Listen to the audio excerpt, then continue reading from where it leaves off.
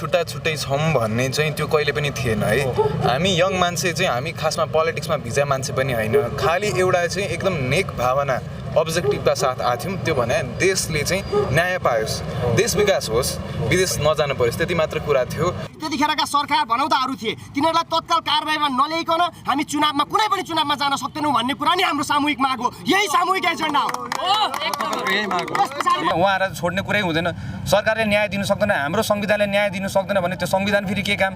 संविधानले न्याय दिन्छ भनेर हामी आशावादी भएर हामीले सबैजना लडिरहेका छौँ। आमाले पनि अगाडि एट्याक होला जस्तो छ, तपाईँलाई थुन्ला मुहार फेर्नका लागि तपाईँहरू लड्नुहुन्छ फेरि एकपटक? यो देशको मुहार फेर्नको लागि हामी सबै लड्छौँ, हरेक नेपाली लड्छ। एकचोटि होइन 100 चोटि लड्छौँ। यो ध्वस्त भएको भनेको नि सर हाम्रो चरित्र होइन, नेताले नेता। सुदन र मिराज सँगै हुनुहुन्छ। हामीले यो धेरै दर्शकहरूले पनि यो चाहेका थिए। पहिला सुदनजीबाटै कुरा सुरु गर्छु। सुदनजी, आज मृतक परिवार रोइरहनु भएको छ, तपाईँको आँखामा पनि टिलपिल आँसु छ।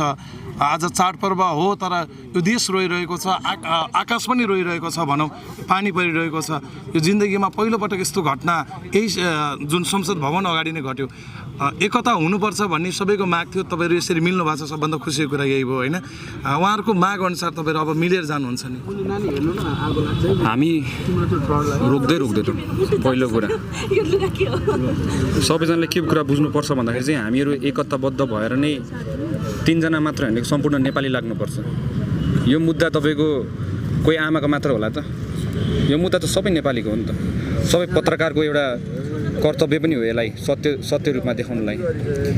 र सबै मिडियाहरूलाई नि उहाँहरूले पनि हामीलाई विभाजन गर्नु नखोज्नुहोस्। हामी विभाजन हुनु भनेको नेपाली सबै विभाजन हुनु हो। हामी एकताबद्ध रूपमा हामी अगाडि बढ्नुपर्ने हुन्छ र अन्तिमसम्मको लडाइँ हो यो। हामीले यो लडाइँ तपाईँको चुनाव गर्न लडेको होइन, हामीले चुनावको लागि लडेको न, 2 वर्षको चुनाव अगाडि सार्न लडेको होइन। हामी त न्यायको लागि लडेको, भ्रष्टाचारको खिलाफ लडेको, हाम्रो नेपाली समाजको नेपाली नागरिकको एउटा इज्जतको लागि लडेको हो, तपाईँको उहाँहरूको मागको लागि लडेको।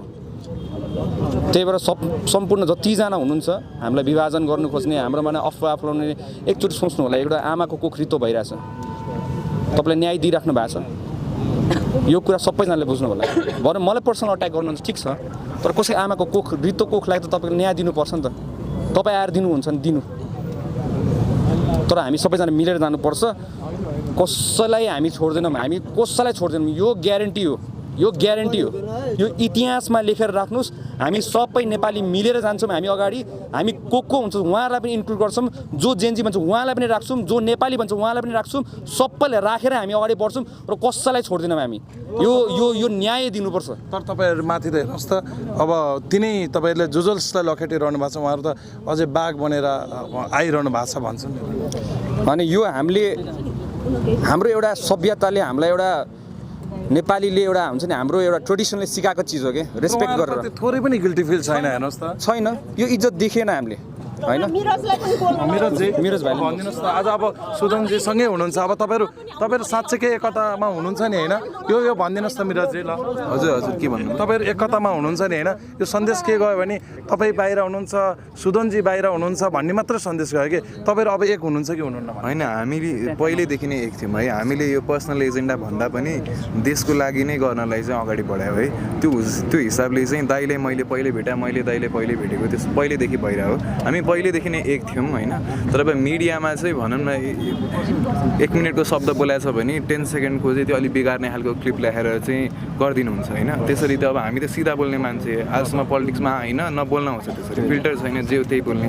म्यानिपुलेट गरिदिनु भयो शब्द एक किसिमले होइन। तर यो कुरामा चाहिँ हामी सबैजना युनिफाइड छौँ, हामी छुट्टा छुट्टै होइनौँ। यो त देशको एजेन्डा हो, हाम्रो पर्सनल केही छैन।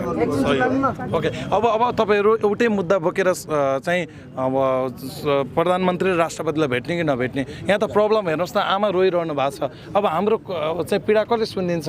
हाम्रो हत्यारा, हाम्रो छोराको हत्यारालाई कसले चाहिँ समात्छ? को हो त सरकार भनेर रोइरहनु भएको छ आमा? उहाँलाई जति दुःख भएको छ त्यो त मैले कल्पना पनि गर्न सक्दिनँ। हेर्नुहोस् आज यहाँ आएर यसरी गर्दाखेरि जुन माहौल छ यो सिरिङ्ग हुने खालको छ कि काँडा उम्रियो। यो खालको यो लेभलको चाहिँ दुःख आमाले पाउनु भएको छ। अब त्यो त म कल्पनै गर्न सक्दिनँ। हामीले भन्न सक्ने भनेको हामी बेस्ट गर्छौँ, घाइते र शहीद हुनु भएकोले चाहिँ न्याय पाउनुपर्छ 100% न्याय पाउनुपर्छ त्यसमा दुई मत छैन त्यसलाई चाहिँ हामी अगाडि नै यो कुरा राखेर चाहिँ अब अगाडि बढाउँछौँ अब एउटा